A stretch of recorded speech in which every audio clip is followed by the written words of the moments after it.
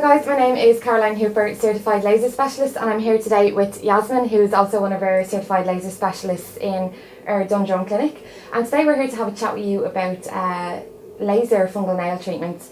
It's a treatment that we have seen a massive increase in nowadays, especially with a lot of people getting involved in fitness.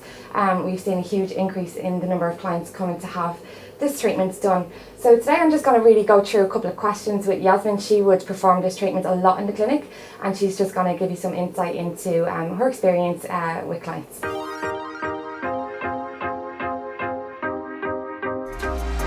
So what's the advice that you give a client having had a treatment done? What post-care treatments or what post-care guidelines would you give? We would recommend a foot spray, so to use it 3 times a day to make sure that it's taking the moisture out of his nail, because as I said, fungal loves that. Again, we'll wash your socks, your bedclothes, your bath mats. If you bleach your shower tray, bath tray, again make sure it's completely clear when you get in the next time. And if you freeze your shoes, so remember to put them into a plastic bag and then put them into the freezer for 24 hours.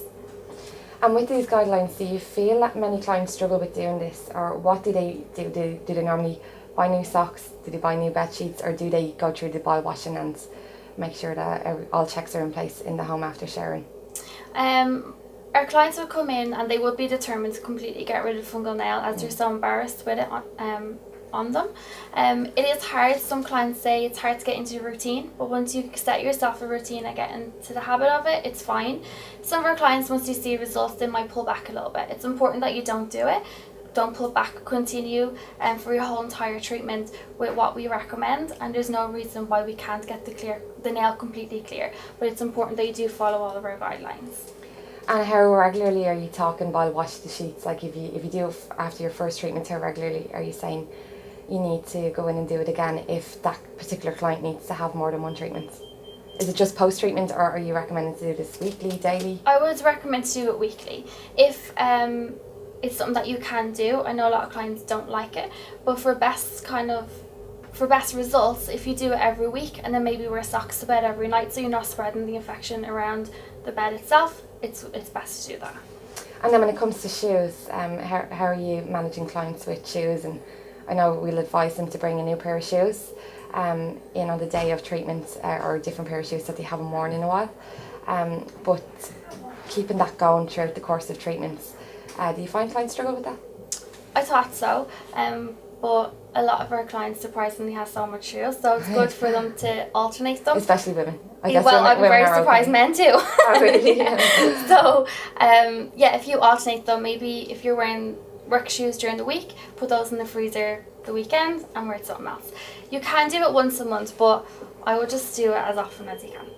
I'd say it is a real inconvenience though for a lot of clients having to freeze their shoes, so we probably get a lot of clients take a trip to Pennies and get a couple of pairs of shoes in place rather than having to empty out their freezer. Or do you feel clients do go to the extent of freezing their shoes a lot and making space in the freezer to freeze socks, or do you think like in most cases they're going out and buying the new socks and maybe freezing the shoes, or what's the feedback on that? A lot of clients will go out and buy new socks. I did have 2 clients, men actually, and they actually bought their own freezer out in the shed, so they have their own specific freezer. Right. So they're very determined to get completely rid of it. But a lot of our clients would just buy new socks and throw those out and just keep on top of it that way. But again, it's going to take time to get into the routine of that, but you will get used to it. Yeah, I think that's probably the easiest way, is to probably just pick up a handful of socks, so at least you know you're on the safe side.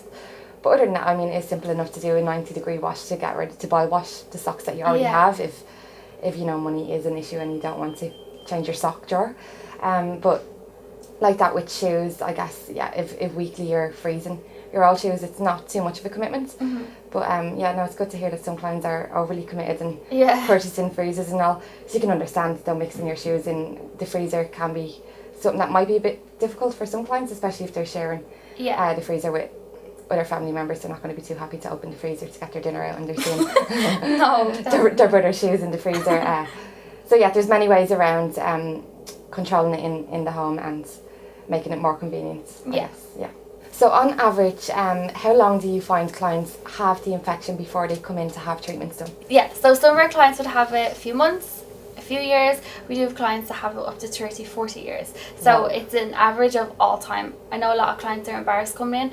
we see it so every day, so it's nothing to be embarrassed about. Yeah. We see it from a week all the way up to 50 years, as I said, so it's completely fine. Everyone is different. 30 or 40 years, that is a long time to have fungal nail treatment without Yeah. having it treated.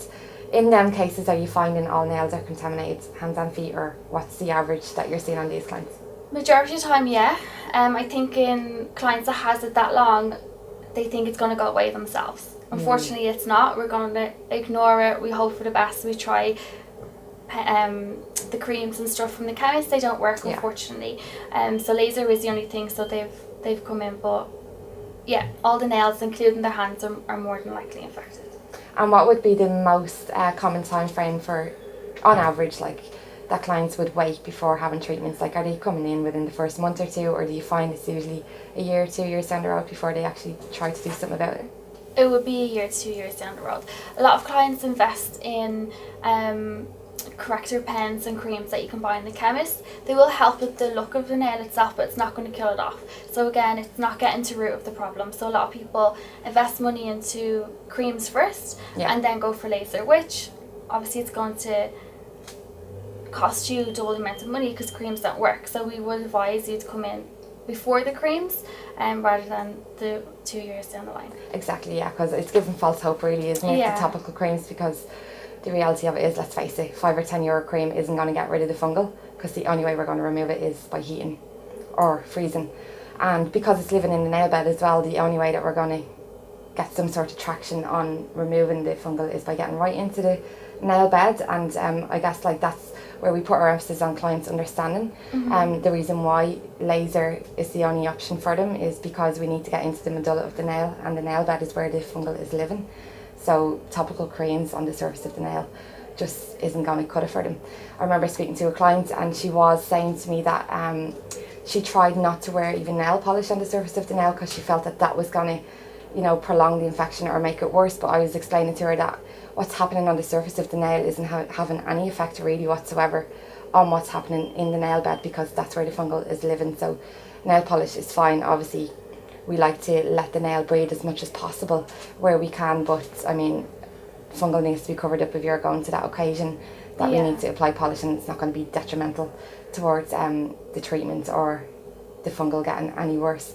But do you find clients are having to conceal it a lot with nail polish, or would clients be, you know, okay with the visibility of the fungal, or do you feel they do always try and cover it up, and are they concerned about keeping the area blocked, or do you feel it's going to make the fungal any worse doing that? Some clients do let the fungal breathe and kind of leave polish completely off unless they really have to go for an event. It'll be easier for clients in the winter time because they're not in sandals and stuff in the summer.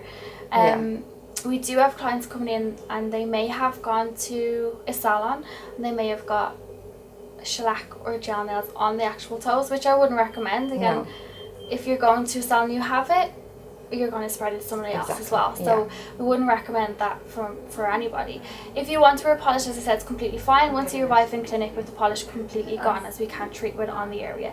If there's obviously some nail polish on, we will help you to take it off, because it sometimes can get stuck in the fungal if the nail isn't completely smooth over. But some clients, yes, they will hide it away or let it breathe. It depends on time of year, I suppose. Yeah, exactly. Summertime is where we're going to need to be covering them, especially with the toes, but on the hands with them always being exposed, I guess we're going to be experiencing a lot more clients wanting to have polish on their nails. But like that, I mean, that's where like the problem lies, is really with, there's a lot of beauticians out there and they're not fully aware of what fungal nail or fungal infection is, and they're treating clients on a daily basis that have fungal in their nails, even if it's only very minor, like them, you know, the way at times it can be only like them 1 or 2 little white lines in the nail, and it might not be too discoloured, but that's the onset of fungal, and it's just cross-contamination, like, and it's so risky that beauticians are out there and they're not identifying this at early stages and turning clients away, that they'll treat the clients and nail files aren't being sprayed down afterwards. And I think that's where most of the contamination will come from initially, and clients in themselves are going to feel that, you know, it's something that they've done, but in fact it's probably got to do it where they went to have their nails manicured, and they feel like they've brought it on from probably being dirty, but fungal nail isn't dirty. It's actually an internal infection that's, you know, it's not got to do with dirt, so nobody should really be feeling as if they've brought it on through other ways of like not cleaning or keeping the nails trim or fresh. Brilliant. Alright, thanks Yasmin for going through the questions today. Thanks for watching guys. I hope this has helped you get more of an insight into some of the most frequently asked questions on laser fungal nail treatments. Make sure to subscribe to the channel for more information as we do videos every day on treatments in the aesthetic industry. And thanks for watching. As always, feel beautiful, be happy, confidence is key.